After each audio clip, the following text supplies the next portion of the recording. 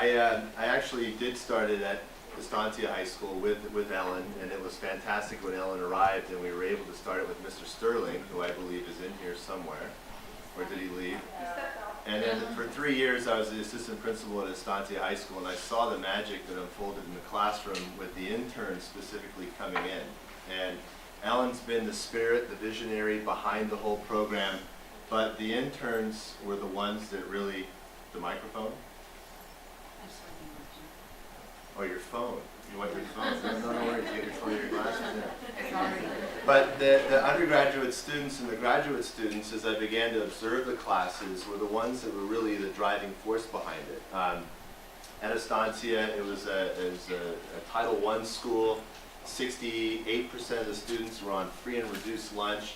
And college was this like out of sight, out of mind place for a lot of the students. And when professors would come in, it would be like a real person. It wouldn't be this unattainable human being that lived in outer space. It would be a professor from UCI coming in and talking about a global issue.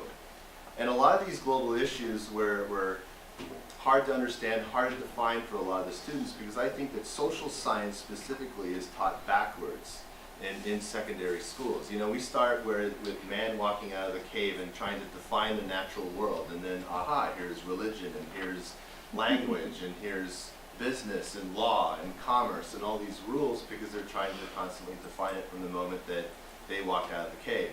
And history is a collection of stories, right? It's his story. It's told from a male perspective, and it's just all these like male stories that are shoved into these books.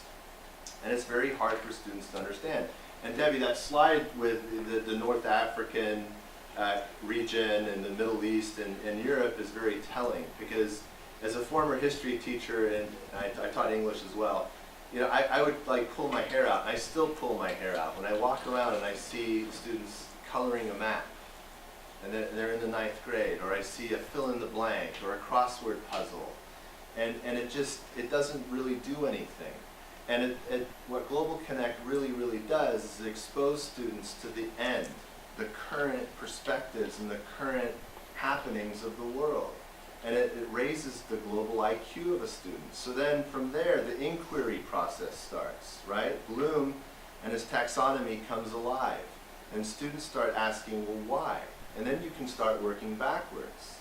So I moved from Estancia High School, seeing this, and I went to Laguna Hills High School, which was quite a jump, and timing was everything. And in that second year, there started becoming a lot of budget cuts in Saddleback Valley, and the finances started rearing its ugly head in Saddleback. And the first year as principal, what happened was that cultural geography, which had traditionally been a 9th grade class, and I know there's still a lot of people that love, and Mr. Sullivan can attest to this, there's a lot of people that still love the fact that, you know, we got rid of cultural geography, and there's other people that are very upset that we got rid of cultural geography, but it was perfect timing. So in came GlobalConnect.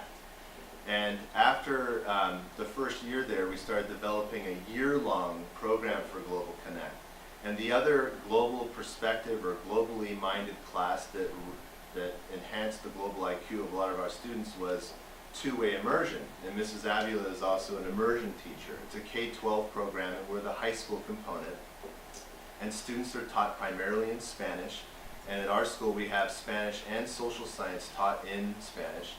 And so we converted the GlobalConnect program, the 9th grade GlobalConnect program, to a Spanish immersion class. And so it was a seamless fit. And then we also made it into a 2-semester class, whereas it traditionally was a first semester or just a 1-semester class.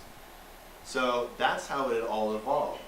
And as much as it pained me, because in Saddleback we have 4 high schools and we're very competitive with one another, I had to share it with El Toro High School and Mission Viejo High School.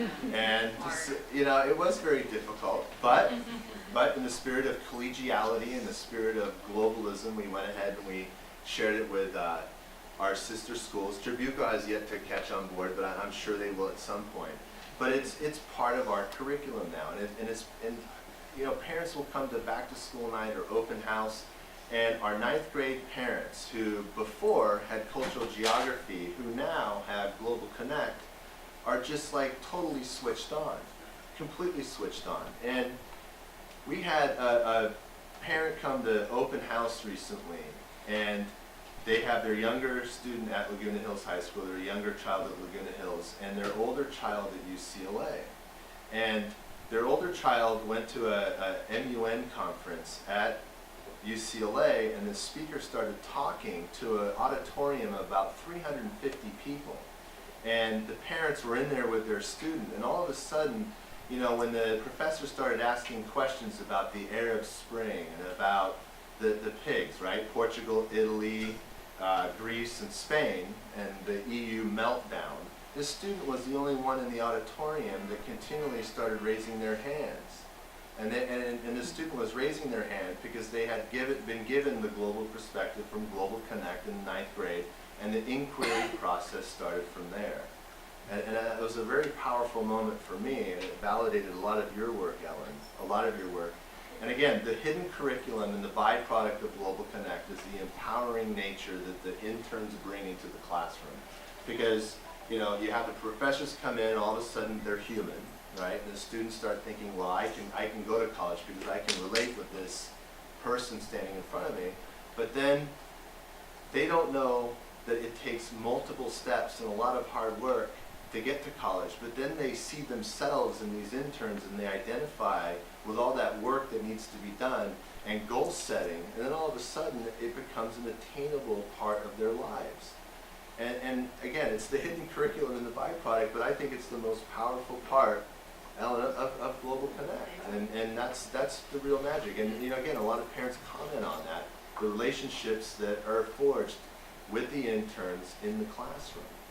And our students come from a myriad of backgrounds, and all of a sudden they're able to overcome some of the difficulties that they have at home because of the relationships they build with the interns, and that's the magic.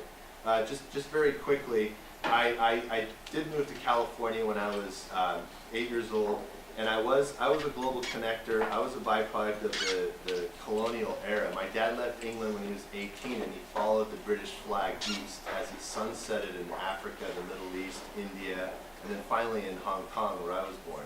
And my mom was a flight attendant for Pan Am, and they were my global connect.